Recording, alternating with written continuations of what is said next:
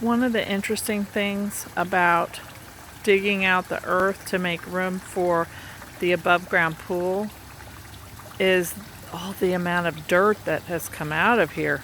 So much earth. Here's some of it piled up here that we're going to use to fill back around the pool when we put it back in.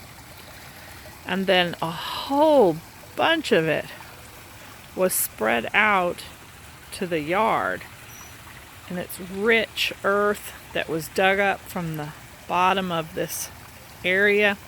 And it's already, we buried the grass, and the grass is already, Tell's loving it, because here it is coming up all rich and green. And also, that side of the yard is the relationship area, and the element is earth. And I have to admit that I have been feeling a lot better.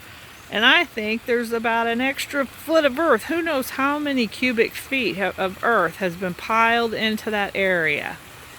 And I bet it's supporting all the women in this household for sure. Supporting everyone.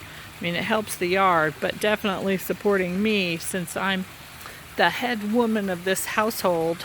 So that's kind of been an unexpected blessing from here.